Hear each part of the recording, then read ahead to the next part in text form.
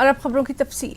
रूस में पीएम नरेंद्र मोदी ने ईस्टर्न इकोनॉमिक फोरम से खिताब किया। इस दौरान पीएम मोदी ने कहा कि मुझे इस इजलास में शिरकत का एजाज़ मिला है। इजलास में मदु करने पर पीएम मोदी ने सदर पुतिन का बेहद शुक्रिया अदा किया और कहा कि रूस के साथ तकरीबन 50 तिजारती मुआहदे तय पाए हैं। उन्होंने कहा कि रूस से हिंदुस्तान का रिश्ता बेहद पुराना है। चुनौतियों पर कला, विज्ञान, साहित्य, स्पोर्ट्स, इंडस्ट्री और एडवेंचर, मानव गतिविधि का ऐसा कोई एरिया नहीं है जिसमें फार ईस्ट के लोगों ने, व्लादिवोस्तोक के बाशिंदों ने सफलता हासिल ना की हो। साथ ही उन्होंने रूस और उसके मित्रों के लिए भी अनेक अवसर बनाए हैं। फ्रोजन लैंड को फ्लावर बेड में बदलकर एक सुनहरे फ्यूचर का आधार तैयार किया है। कल राष्ट्रपति पुतिन के साथ मैंने street of the far east exhibition देखा। यहाँ की विविधता, लोगों की प्रतिभा और टेक्नोलॉजी के विकास ने मुझे बहुत ही प्रभावित किया है। इनमें प्रगति और सहयोग की अपार संभावनाएं मैंने महसूस की हैं। फ्रेंड्स, भारत और फार ईस्ट का रिश्ता आज का नहीं, बहुत पुराना है। भारत वो पहला देश है जिसने व्लादिवोस्तोक में अपना कॉन्सुलेट खोला। तब भी और उससे भी पहले भारत और रूस के बीच बहुत ही भरोसा था। सोवियत रूस के समय भी जब अन्य विदेशियों पर यहाँ आने पर पाबंदियां थी, व्लादिवोस्तोक भारतीय नागरिकों के लिए खुला था। रक्षा और विकास के बहुत सा साजो सामान व्लादिवोस्तोक के जरिए भारत पहुंचता था और आज इस भागीदारी का पेड़ अपनी जड़ें गहरी कर रहा है। दोनों देशों के लोगों के लिए सुख, समृद्धि का सहारा बन रहा है। भारत ने यहाँ एनर्जी सेक्टर और दूसरे नेचुरल रिसोर्सेज जैसे डायमंड में महत्वपूर्ण निवेश किया है। मरकजी वजीर नितिन गडकरी ने मान लिया कि मुल्क में थोड़ी मंदी है। गडकरी का कहना है कि चूंकि पूरी दुनिया माशी बहरान के दौर से गुजर रही है, इसीलिए हमारा मुल्क भी मुतासर हुआ है।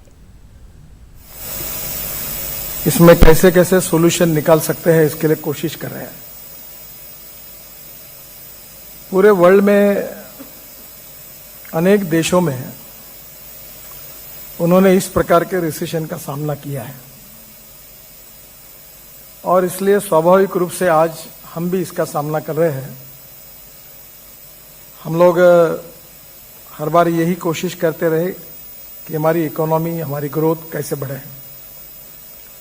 We are the fastest growing economy in the world और इसलिए स्वाभाविक रूप से ऑटोमोबाइल सेक्टर के साथ इसका संबंध सबसे ज्यादा है।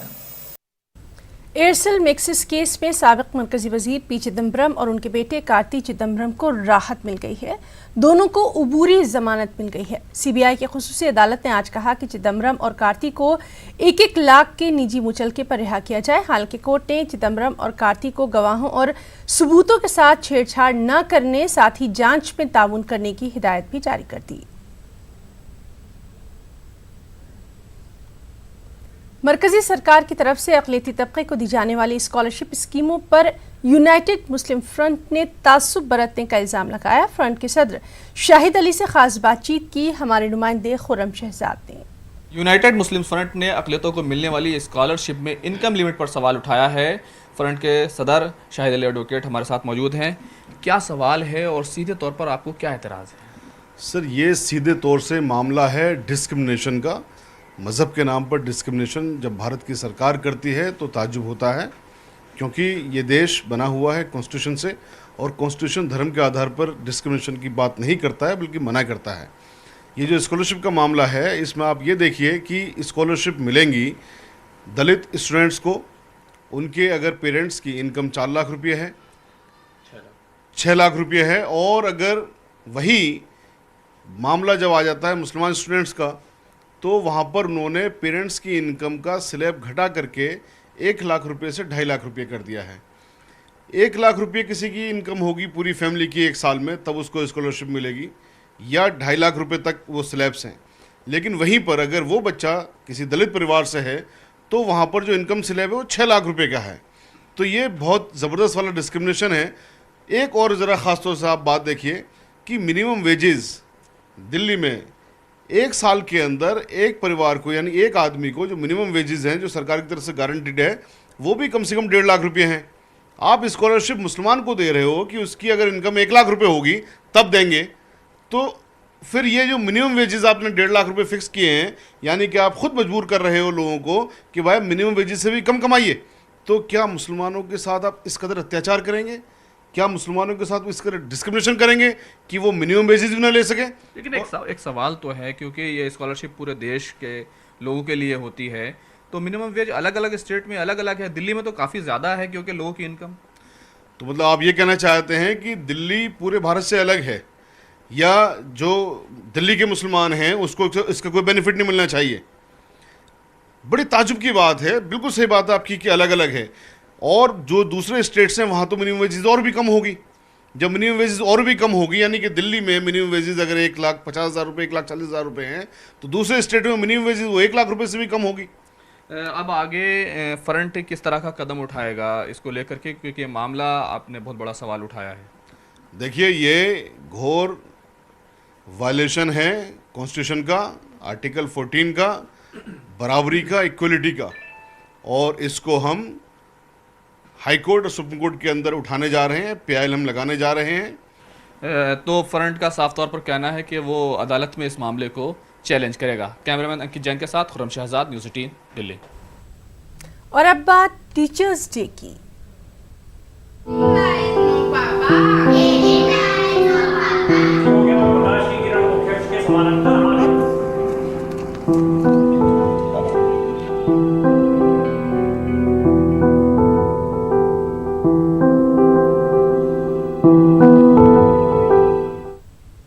जी हाँ, यौम असातिज़ा के मौके पर दिल्ली में सदर जमहूरिया रामनाथ कोविंद ने मुल्क भर के 46 असातिज़ा को एजाज़ से नवाजा। विज्ञान भवन में मुनक़दा प्रोग्राम में इन मुंतखब असातिज़ा को 50-50 हज़ार रुपये दिए गए। वहीं रजत अवार्ड से भी असातिज़ा को नवाजा गया। शिक्षक दिवस यानी कि टीचर्स डे पर कई शिक्षकों को राष्ट्रपति ने नेशनल अवार्ड देकर सम्मानित किया है। गुजरात के भी 2 टीचर्स को इस मौके पर सम्मानित किया गया है। एक टीचर हैं कंचन जी, वो हमारे साथ मौजूद हैं। कंचन जी, सबसे पहले तो आपको कांग्रेचुलेशंस इस अवार्ड के लिए। Thank you very much. जिस तरीके से नेशनल अवार्ड से आपको सम्मानित किया गया, कितनी खुशी हो रही है? सबसे पहले मैं ये जानना चाहूंगी। बहुत खुशी हुई है मुझे, जो नेशनल अवार्ड मिला मुझे बहुत खुशी हुई है। ये अवार्ड मेरे बच्चों के काबिल से मिली है। ये अवार्ड मेरा नहीं है, पूरी मेरी ममता मंदिर विद्या मंदिर स्कूल का ये अवार्ड है। ये बच्चों के साथ, मैं दिव्यांग बच्चों के साथ काम करती हूँ। ये बच्चे जब मेरा शूटिंग हो रहा था तब बहुत खुश हो रहे थे, बोला हमारी मैडम अवार्ड लेने जा रही है। बच्चे नहीं, लेकिन इसके हिसाब से मैं बहुत खुश हूँ आज। अच्छा, आप कितने साल से इस क्षेत्र में हैं और कहाँ पढ़ाती हैं? गुजरात में कहाँ से आती हैं? मैं 21 साल से हूँ और बनासकाठा में हूँ, जो पाकिस्तान बॉर्डर और राजस्थान बॉर्डर कनेक्टेड है, वही एरिया पे है। और वही एरिया से मैं ट्राइबल एरिया से बच्चे लाती हूँ स्कूल में। फिर छोटे छोटे बच्चे लाती हूँ, फिर उसको कोक्लियर इम्प्लांट का ऑपरेशन करवाती हूँ। ऑपरेशन होने के बाद उसको speech therapy and language development करवाती हूँ। फिर वो बच्चे की कोई भी जरूरियात हो, पेरेंट्स काउंसलिंग हो या कोई भी कुछ प्रॉब्लम है, वो सॉल्व करती हूँ। सोशल एक्टिविटी भी साथ में करती रहती हूँ। अच्छा कंचन जी, जिस तरीके से एजुकेशन सेक्टर है उसमें कई तरीके बदलाव आ रहे हैं, तो जो नए बदलाव हैं उनको बेहतरी के लिए किस तरीके से देखती हैं? हमारे स्कूल के अंदर चाहे विकलांग स्कूल क्यों ना हो, लेकिन हमारे स्कूल एकदम मॉडल स्कूल है। हमारे सब क्लास ई क्लास है। और हमारे बच्चों को वैसे सुनने की तकलीफ है तो सुनने के लिए सबको हीयरिंग एड देते हैं। फिर हमारा जो इंफ्रास्ट्रक्चर है ना उसके अंदर लूप सिस्टम रखा हुआ है कि बच्चा जैसे ही स्कूल के अंदर दाखिल हो तुरंत उसको सब आवाज कैचअप हो, और वो हमारा जो टेक्नोलॉजी सिस्टम जो है सब बच्चे एक्सेप्ट करते हैं और नई सिस्टम हम सब एक्सेप्ट करते हैं और नई सिस्टम के हिसाब से बच्चों का लैंग्वेज डेवलपमेंट बहुत अच्छा होता है। तो आपने देखा, ये थी हमारे साथ गुजरात से कंचन जी, जिनका कहना है कि हर शिक्षक का सिर्फ एक ही उद्देश्य होना चाहिए कि कर्म किए जाओ और फल की चिंता ना कर। कैमरा पर्सन चंद्रदेव यादव के साथ रचना, न्यूज़ 18 दिल्ली। दिल्ली में हुजूमी तशद्दुद की वजह से हुई साहिल की मौत ने कई सवाल खड़े कर दिए हैं। साहिल के अहले खाना इस बीमारी को ही जड़ से उखाड़ फेंकने की अपील कर रहे हैं। खास रिपोर्ट।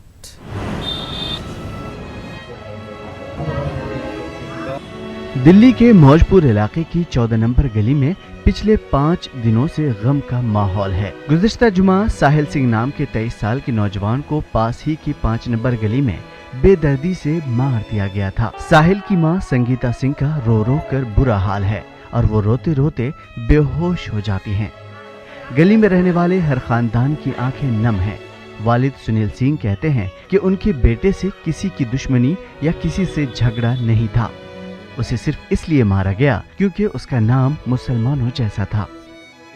इसका नाम साहिल था और कुछ ही मुसलमानों के चक्कर में पीटा गया। उन लोगों ने इस बात को कबूल भी करा है, लेकिन हमारे सच्चो विवेक त्यागी ने सिर्फ 2 आदमियों को अरेस्ट किया, बाकी 2 आदमियों को 4 आदमियों को अरेस्ट नहीं कर रहे हैं। जो अब मुझे बंटी और साहू मुझे बार बार धमकियाँ दे रहे हैं कि तूने मेरा क्या बिगाड़ लिया, तूने कैसा क्या कर लिया, और पुलिस इस बारे में मैंने उनको बताया क्या, फिर भी ये लोग उसकी कार्रवाई नहीं कर रहे हैं। साहिल सिंह ग्रेजुएशन के फर्स्ट ईयर का तालिबे इल्म था। मारपीट के बाद वो अपने घर पहुंचा और अपनी मां की गोद में आखिरी सांस ली। साहिल की मां संगीता सिंह चाहती हैं कि उनके साथ जो भी हुआ वो किसी और के साथ न हो। बस 2-3 सांसें उसने लिए जमीन पर, उसको उठा के मैंने उसको गोद में रख लिया यहाँ पर ऐसे करके। हम लोग छोटा बेटा है मेरा, उसने गली में शोर मचाया, हम तुरंत ही 2 मिनट के अंदर ही उसको हॉस्पिटल भेजा। हॉस्पिटल में मैं चाहती हूँ बस जो मेरे साथ हुआ है, जैसे मैं यहाँ रो रही हूँ ना तड़प तड़प के, ऐसे कोई और न रोए बस। जुमे की रात विजय पार्क की गली नंबर 5 में झगड़े को योगेश और उनके भाई ने खुद झेला था। योगेश कहते हैं कि उनके साथ सिर्फ इसलिए मारपीट शुरू की गई थी क्योंकि वे पंडितों के गली से गुजर रहे थे। हालांकि जैसे तैसे वहां से निकल गए, लेकिन बाद में पहुंचे साहिल और उसके दोस्तों के साथ मारपीट शुरू हो गई और साहिल को इतना मारा गया कि उसकी मौत हो गई। विजय पार्क 5 नंबर गली से गुजर रहा था तो उस टाइम वो शराबी आदमी ने उसको गाड़ी को रोका, उन्हें मारा पीटा और बहुत उल्टी सीधी गाली वाली बकी। तो उसका एक फ्रेंड घर पे आया तो हम सारा खाना वाना छोड़ के एकदम भगे और गए। तो उधर जाके हमने पूछा कि बच्चों को क्यों मारा, तो आदमी था, हम बुजुर्ग आदमी था, तो हम उसे कुछ कह नहीं पाए। तो उनके साथ लेडीज़ वगैरह थी, तो लेडीज़ वगैरह को भी हम कुछ नहीं कह सकते। पुलिस ने दफा 302 के तहत मामला दर्ज कर लिया है। 2 नामजद लोगों के साथ दीगर 7 लोगों के खिलाफ मुकदमा दर्ज किया गया है। चंद्रभान और आयुष नाम के 2 लोगों को गिरफ्तार भी किया गया है। रिलायंस जियो फाइबर की लॉन्चिंग आज होगी। ऐसा माना जाता है कि इसकी लॉन्चिंग से ब्रॉडबैंड सर्विसेज में इनकलाबी तब्दीली रोनमा हो जाएगी। 12 अगस्त को रिलायंस इंडस्ट्रीज की सालाना जनरल मीटिंग में जियो फाइबर को लॉन्च करने का ऐलान किया गया था।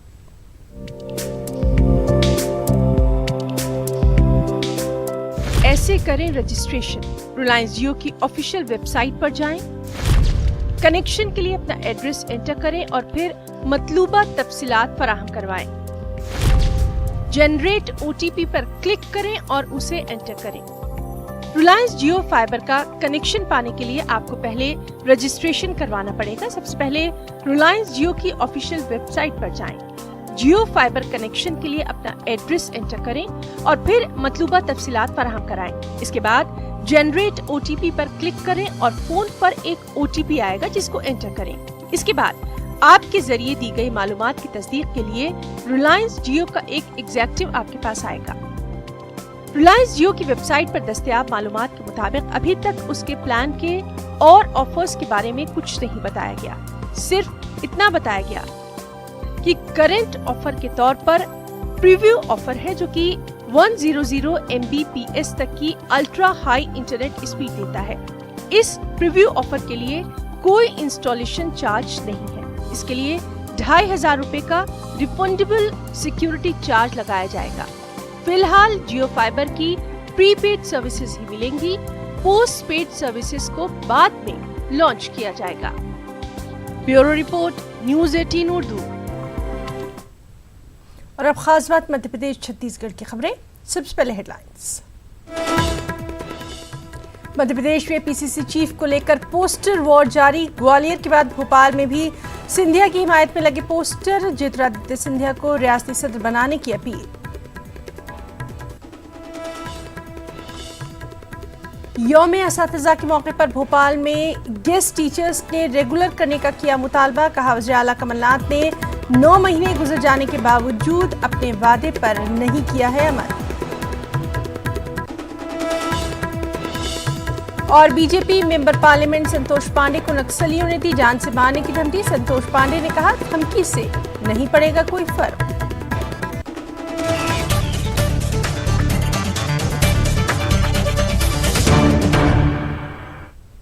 और अब खबरों की तफसील। रियासत में पीसीसी चीफ को लेकर पोस्टर वॉर जारी है। ग्वालियर के बाद अब भोपाल में भी कारकुनों ने सिंधिया की हिमायत में पोस्टर लगाए। ये पोस्टर पीसीसी दफ्तर से कुछ दूरी पर लगाए गए, जिसमें ज्योतिरादित्य सिंधिया को रियासती सदर बनाने की अपील की गई है। वहीं इस मामले पर वजीर पीसी शर्मा का कहना है कि ये सब सियासत के तहत चलता रहता है। आज राजधानी भोपाल में सिंधिया समर्थकों ने उनके होर्डिंग्स पोस्टर लगाए। आप देख सकते हैं पीसीसी से थोड़ी दूरी पर यहाँ पर ज्योतिरादित्य सिंधिया का एक पोस्टर लगाया गया है, जिसमें ये विशेष आह्वान किया गया है कि मध्य प्रदेश कांग्रेस कमेटी के अध्यक्ष पद पर उनको मनोनीत किया जाए। तो कहीं ना कहीं अब ग्वालियर में जिस तरीके की राजनीति पोस्टर और होर्डिंग्स को लेकर चल रही थी, वो राजनीति अब राजधानी भी पहुंच चुकी है। और यहाँ पर जो महासचिव है कमेटी के अब्दुल नासिर, साथ में जो महिला पार्षद है समीम नासिर, इन्होंने ये होर्डिंग्स को यहाँ पर पीसीसी से थोड़ी दूरी पर यहाँ पर लगाया है। तो एक तरीके से अब ग्वालियर के बाद राजधानी भोपाल में भी होर्डिंग्स के जरिए जो है सिंधिया को पीसीसी चीफ बनाने की मांग जो है यहाँ पर उठने लगी है। तो कांग्रेस में सब कुछ ठीक नहीं चल रहा है ये कहा जा सकता है, क्योंकि पीसीसी चीफ को लेके अभी भी अलग अलग खेमों के जो समर्थक है वो अपने नेता को पीसीसी चीफ बनाना चाहते हैं। कैमरामैन मनीष के साथ मनोज राठौर, न्यूज़ 18 भोपाल। भोपाल में गेस्ट टीचर्स ने अपने मुतालबात को लेकर एहतजाज किया। टीचर्स ने सरकार से उन्हें रेगुलर करने का मुतालबा किया। इनका कहना था कि कमलनाथ ने उनसे मुतालबा किया था कि सरकार में आने पर उन्हें रेगुलर किया जाएगा, लेकिन 9 महीने गुजर जाने के बाद भी अब तक इस पर अमल नहीं किया गया। ये टीचर पूरे सूबे से भोपाल पहुंचे। हमारी नुमाइंदा रचना दुबे ने यहाँ का जायजा लिया।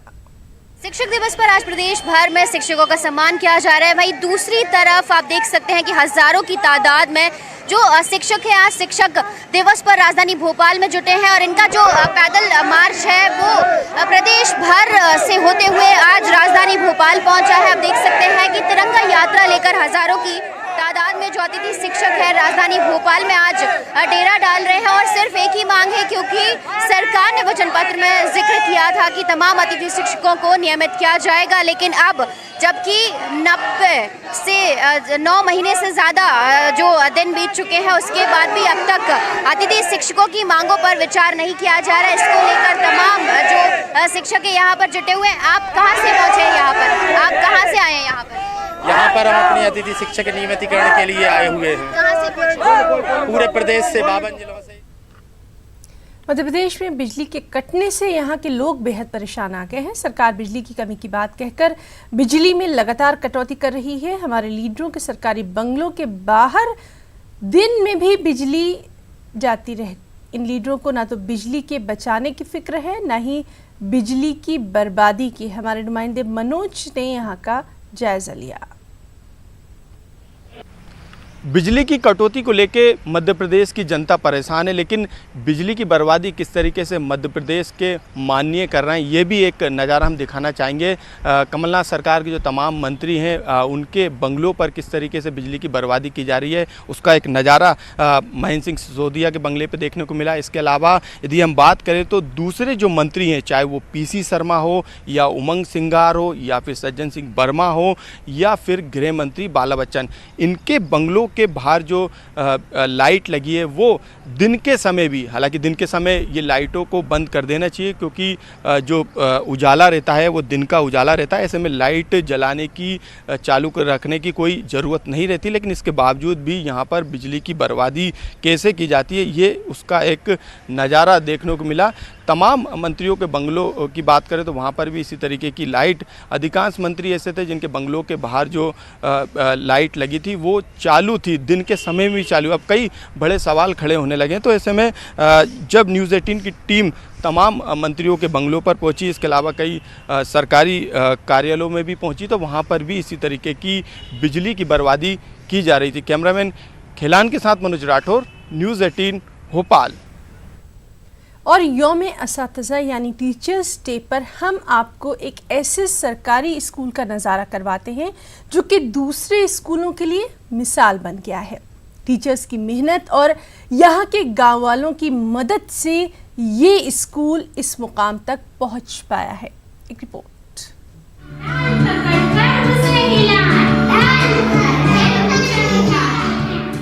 नाच गाकर बच्चों को पढ़ा रही ये टीचर धार के नवादपुरा सरकारी प्राइमरी स्कूल की हैं।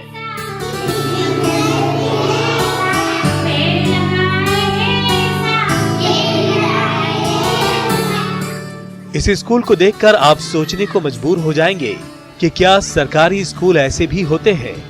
यहाँ के टीचरों की मेहनत से ये स्कूल एक मिसाल बन गया है। स्कूल की बिल्डिंग, स्मार्ट क्लासरूम में एलईडी और दीगर इलेक्ट्रॉनिक सामान, साथ ही लाइब्रेरी भी। क्लासरूम में एयर कंडीशन भी लगा है।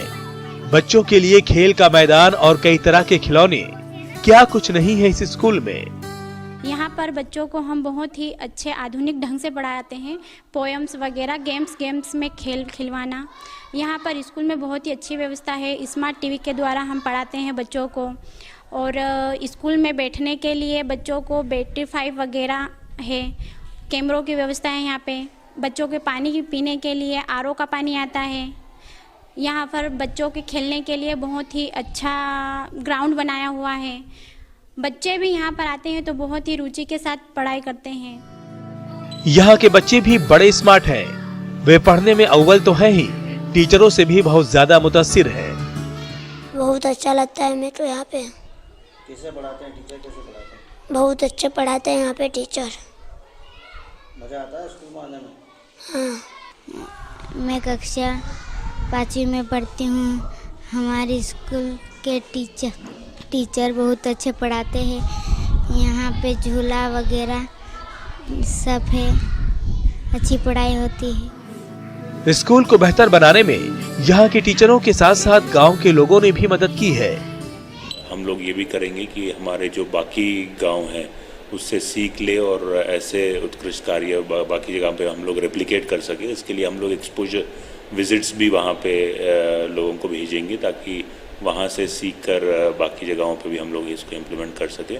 मैं उन सभी टीम जिन्होंने ये इतना उत्कृष्ट कार्य किया उन सभी को बहुत बहुत बधाई देता हूँ। टीचरों की मेहनत और गाँव वालों की मदद का ही नतीजा है कि आज ये स्कूल इस मुकाम पर पहुँच सका है।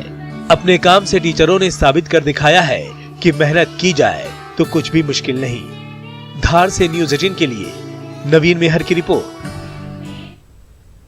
मध्य प्रदेश के नीमच जिले में वाक़े नलवा गांव में बारिश ने कहर बर्पा कर दिया है। गांधी सागर बांध के पानी से चारों तरफ से घिरे होने की वजह से यहाँ के लोग अपने ही घरों में कैद होकर रह गए हैं। आलम यह है कि अगर पानी कम होता है तो नाला पार कर इसी रास्ते से जाना पड़ता है। इसकी वजह से जान का खतरा लगातार बना रहता है। गांव वाले बरसों से इस मसले के हल के लिए गुहार लगाते आ रहे हैं, लेकिन इनकी कहीं सुनवाई तक नहीं की जा रही।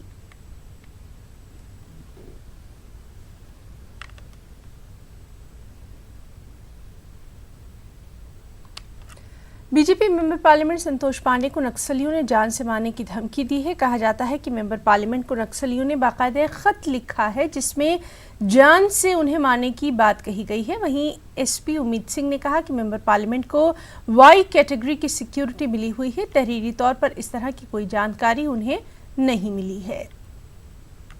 पुलिस की सुरक्षा आपको पर्याप्त मिल पा रही है, उनका सपोर्ट मिल पा रहा है? अब पुलिस को इस विषय में जो करना है, जांच करना है, परीक्षण करना है, व्यवस्था पुष्ट करना है, ये दायित्व उनका है। सुरक्षा की मांग करते हैं पुलिस से आप? बिल्कुल सुरक्षा की मांग, सुरक्षा व्यवस्था चुस्त दुरुस्त होनी चाहिए। और आज छत्तीसगढ़ के 29 जिलों में 14 जिले नक्सल प्रभावित हैं। राजनांदगांव छत्तीसगढ़ में महकमा इनकम टैक्स की नज़र में 60 से ज़्यादा लीडर हैं। ये वो लीडर हैं जिन्होंने असेंबली या फिर लोकसभा चुनाव में अपनी जायदाद की सही जानकारी नहीं दी थी। हालांकि इस पर भी सवाल खड़े हो रहे हैं। तो आप देखिए हमारी ये रिपोर्ट। मुझे इजाज़त दें। आदाब। अब बदौनवान लीडरों की खैर नहीं। जी हाँ, ऐसा इसलिए कह रहे हैं क्योंकि छत्तीसगढ़ के 60 से ज्यादा लीडर अब ईडी के रडार पर आ गए हैं। जिन लीडरों ने असेंबली और लोकसभा चुनाव में अपनी जायदाद का हलफनामा पेश किया है, उनकी जायदाद का क्रॉस चेक किया गया, जिनमें कई तरह की खामियां पाई गईं। इसके बाद उन्हें नोटिस जारी कर जवाब तलब किया गया है। इनकम टैक्स ने उसको एक क्रॉस वेरिफिकेशन जो किया है, उसमें कुछ कमियां या कुछ अंतर पाया गया होगा, इसलिए निश्चित रूप से उन्होंने सभी पार्टियों के राजनीतिक दलों को, सभी राजनीतिक दलों के जो कैंडिडेट्स हैं, उन लोगों को उन्होंने नोटिस दी है। तो मुझे लगता है एक सामान्य प्रक्रिया है, कहीं दिक्कत की बात नहीं है। समय समय पर इस तरह की बातें यदि आती हैं, किसी पर आरोप प्रत्यारोप लगता है, तो ये नहीं होना चाहिए। और बीजेपी का स्पष्ट मानना है कि यदि हम डिक्लेरेशन करते हैं चुनाव आयोग के समक्ष, जनता के सामने के वो कागजात होते हैं, तो उसमें सत्यता होनी चाहिए। वहीं इस पूरे मामले पर वजीर सेहत ने मुखालिफत करते हुए कहा है कि आजकल ये इदारे सरकार के इशारे पर चल रहे हैं। हालांकि आईटी और ईडी का रोल कुछ ज़्यादा राजनीतिक प्रतीत होने लग रहा है। ये अच्छा नहीं है प्रजातंत्र के लिए कि सत्ताधारी पक्ष की एजेंसी इस तरह से काम करे कि उनके काम पे ही प्रश्न चिन्ह लगने लगे। आप रूटीन में काम करो, कोई दिक्कत नहीं है, लेकिन अगर विश्वास टूट जाएगा कि ये कार्रवाई राजनीतिक कारणों से हो रही है, तो पूरे तंत्र के ऊपर विपरीत प्रभाव पड़ता है। चुनाव में हलफनामे में ऐसी तमाम जानकारियां जो इनकम टैक्स रिटर्न से मेल नहीं खाती हैं, उनको लेकर लीडरों से सवाल पूछा जाएगा। इनकम टैक्स में छूट के लिए एग्रीकल्चर इनकम दिखाने के तरीके पर भी ईडी की पैनी नजर है। खेती की कमाई की तफसील सही है या गलत, इसके लिए ईडी जमीनी जांच की तैयारी में है। रायपुर से न्यूज़ 18 के लिए ममता लांजवार की रिपोर्ट। इस न्यूज हेडलाइंस के प्रायोजक सच्ची सहेली